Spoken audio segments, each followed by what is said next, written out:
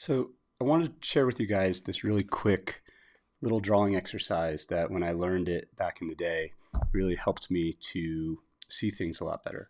And it's all based around this idea, this overarching drawing method that we call the comparative drawing method. And what that basically is you see something and you try to replicate it next to each other. However, we kind of stumble into this drawing method naturally, I would say. We start to draw, but the idea of how do we hone these skills anywhere we are. We don't always have a model. We don't always have like a still life set in front of us or anything. And so when I started teaching in 2006 at the St. John the Divine Cathedral in the basement, I thought of this really kind of method to get my students to automatically start thinking about simplification and just being able to judge spaces and shapes. I released a video a couple of days ago where I talk about the Van Dyke Z, and in that people were in the comments were asking me, well, how do I measure this? How do I see that Z, and how do I compare that with what I'm working on in the drawing? And this little drawing method and understanding a comparative drawing method and this little exercise I'm going to show you guys is how you compare those lines, shapes, and values, mostly lines and shapes. So we have some people online really quick. Great, so comments are open. Feel free to ask any questions, anyone that's out there watching this live. I appreciate it. It helps to kind of drive the discussion. So the comparative drawing method and this really simple exercise that is pretty incredible. Let me go to my iPad here. Cool. You will be really surprised at how easy this is. So something that we think is really easy can actually be extremely hard. I'm going to throw my picture up here. Cool. So right-handed, left-handed, it doesn't matter. You can do this on either side. I start with a random squiggle.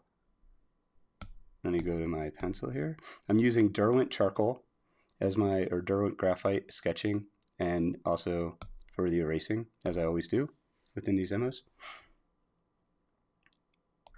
We start with that, right? So then once we have that established, we do a random squiggle of any kind. On the other side, we draw this line. And then on this side, which we can do this drawing method anywhere. I used to fill up sketchbooks of these when I was on the subway, when I lived in New York City. So on this side, let's say we're trying to replicate this shape. Okay, so I did a really quick version of it. And now what we do is we kind of come in and we say, okay, well, maybe this is too high. This shape right here is too wide compared to this shape. And so we come in and we carve that out. What is this shape doing right in here? This shape looks like it's too wide as well. And then what is this angle right here? It's more of a shape like that. And if this sounds familiar already for you guys, it's very, very similar to exactly how the Bargue drawings are set up, which are site-size plates that they had that you would learn how to draw the shapes next to the shapes in very simplified ways. Hey Brian, how's it going? From Savannah, Georgia. So as we see, and so I would do these sketches. You can do them on your iPad. You can do them piece of paper, back of an envelope, in a sketchbook on a subway. Come in and I start to erase away what it is that's not working. You can draw lines next to each other. This is just a way of mindset, of getting your mindset around how to approach drawing and sharpening your skills when you're drawing. I told you guys it was really simple.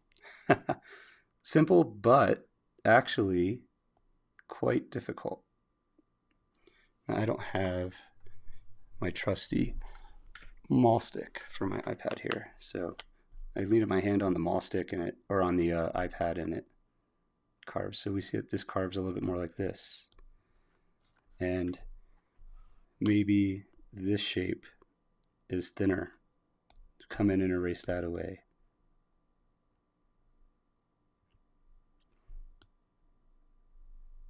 And how this kind of pertains to the face is, and you can even kind of imagine it, we're going to take this down. Hope you guys understand that. Hey Dylan, how's it going? Thanks, man. We're going to take this drawing, and if we look at the Bargue drawings that we have, you guys have all seen this. Now, if you're right-handed or left-handed, you can switch. If you're left-handed, you can draw on the left side. So exactly what Bargue did, right? So you'd have these plates that you would print out life size to the size that you want to draw.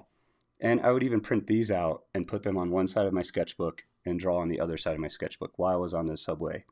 Again, I had so much time to kill in the subway that it was really using that time wisely to kind of, again, to sharpen my skills at seeing these angles. So it's just some examples here of the comparative drawing method and essentially what sight size is. So drawing plumb lines as well and lines to be able to help us to see those angles correctly. And you can see exactly how those squiggles, right, they could be a profile pretty easily. And so I totally recommend, guys, if you're bored, if you're I don't know, sitting in church, just nothing to do your little simple drawing exercises to get better. All you need is a pencil and a piece of paper. Not saying to do it in church, I was kidding. Here's another Bargue drawing. Now, this is, if I was left-handed, I would draw it this way. That way your hand is not blocking your drawing as you're working on it. And I did this really fun little notan. I'm going to do a video about the notan because in my next workshop, my drawing workshop on the eye, my drawing and painting workshop on the eye, it's going to be online January 17th. We're going to be using a notan of the eye, which is this really simplified block-in that we're going to use to start our drawings. So again, we do this, and this shape is straight, this comes down and over, we have this shape. Now this is a little bit more exaggerated. I'm just going to go through this really quick. And then it cuts down. What's this angle doing here? This gets a little bit more like that. And so just really quickly thinking about how this shape is related to this shape in here. And it can be really sketchy in the beginning. This comes down and over. So you guys can kind of see this. Everything is really hinged on this idea that we're looking and judging, and we're not, I always say, not falling asleep at the wheel, because we're always making decisions on which way does this go? Which way does this go? You know, what is the length of this shape through here? And then how does it link, right? And so by seeing this shape right over here and judging it comparing to that, where mine is way off, which is great. We have context to be able to change it, right? And so I would come in and then start to judge the sizes, shapes, and angles. And again, this type of exercise, you can go as complex as doing the Bargue or this little Rembrandt notan or Bargues right here. I love this first one right here. I actually flipped this around so that it was made for right-handers. It's actually reversed. Hey, Mary Beth, how's it going? B.A., Maddie, Rob. I'm in Telluride right now. We're teaching a private client, I guess friend of ours, to paint for 5 or 6 days. And unfortunately, I'm getting a little snow's coming in. I think I might be catching a little cold. I don't know. I'm a little nasally. I apologize, guys. Do you guys have any questions about this method at all?